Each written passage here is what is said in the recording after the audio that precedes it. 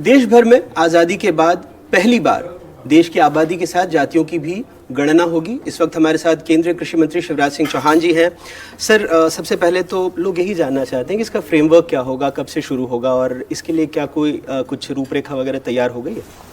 पहली बार देश में आज़ादी के बाद ये फैसला किया गया है। समय सीमा भी तय होगी और फ्रेमवर्क भी बनेगा। एक बात स्पष्ट है, पूरी तरह से पारदर्शी प्रक्रिया के द्वारा पारदर्शी तरीके से समाज के सभी वर्गों के आर्थिक सामाजिक हितों के लिए, उनके कल्याण के लिए और देश हित में ये जातिगत जनगणना के साथ होगी।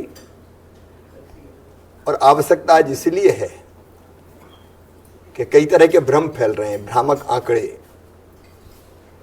योजनाएं बनाने के लिए जन कल्याण की, उनकी सफलता के लिए जरूरी है आपके पास शुद्ध और सटीक आंकड़े हो।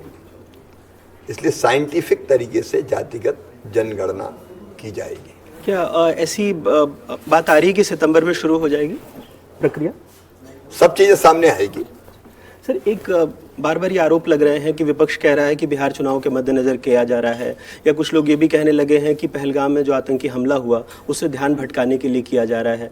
तो इस पर सरकार का क्या तर्क है? इस देश में हमेशा और कुछ हो ना हो, किसी न किसी चुनाव की तैयारी चलती ही रहती है और कोई भी फैसला करेंगे तो उसके 2-4 महीने बाद कोई ना कोई चुनाव होता ही है। अभी दिल्ली के निपटे हैं, उसके पहले हरियाणा, महाराष्ट्र, झारखंड के और जम्मू कश्मीर के चुनाव थे, उसके पहले लोकसभा के थे, उसके पहले मध्य प्रदेश, छत्तीसगढ़ और राजस्थान के चुनाव थे, इसके बाद बंगाल के चुनाव होंगे। तो क्या चुनाव को देख के कोई फैसला ही ना करे? बल्कि फैसला तो ये करने की जरूरत है कि देश में 5 साल में एक बार चुनाव होना चाहिए, विधानसभा लोकसभा के साथ। लेकिन चूंकि हमेशा चुनाव चलते हैं इसलिए फैसले नहीं रोके जा सकते।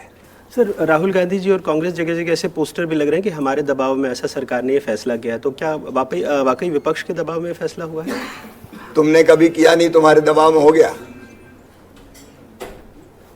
पहले वो जवाब दें कि सत्ता में रहते हुए कांग्रेस ने जातिगत जनगणना क्यों नहीं करवाई। प्रथम प्रधानमंत्री हिंदुस्तान के स्वर्गीय पंडित जवाहरलाल नेहरू जी, उन्होंने मुख्यमंत्रियों को खत लिख के, चिट्ठियां लिख के 1961 में जाति के आधार पर आरक्षण का विरोध किया था। ये ऑन रिकॉर्ड है उनकी चिट्ठियां। काका कालेलकर जी की रिपोर्ट को दबाया गया था। कांग्रेस के डीएनए में गरीबों का और पिछड़ों का विरोध है। इंदिरा जी ने क्या किया? बात की गरीबी हटाओ, गरीबी हट गए। कब गरीबी हटी? झूठ बोलना और भ्रम फैलाना भी कांग्रेस का डीएनए है। स्वर्गीय राजीव गांधी जी ने क्या किया? मंडल कमीशन की रिपोर्ट को किसने दबाया, ठंडे बस्ते में डाला? क्यों जातिगत जनगणना 51 से लेके 2011 तक क्यों नहीं हुई? जब श्रीमती सोनिया गांधी जी और मनमोहन सिंह जी, प्रधानमंत्री मनमोहन सिंह जी थे, तब भी बात बड़े जोर शोर से पार्लियामेंट में उठी थी और हमारे स्वर्गीय मनमोहन सिंह जी ने यह कहा था कि कैबिनेट इस पर विचार करेगी। जातिगत जनगणना नहीं हुई, केवल एसईसीसी का सर्वे करवा दिया गया और उसके आंकड़े भी इतने भ्रामक थे कि वो अग्राह्य करने पड़े।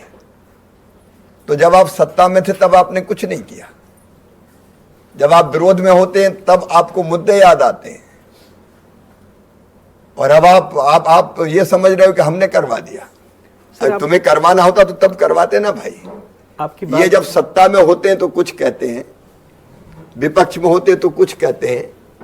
कांग्रेस के लिए, राहुल जी के लिए जातिगत जनगणना केवल वोट कबाड़ने का जुगाड़ है और हमारे लिए सामाजिक न्याय का साधन।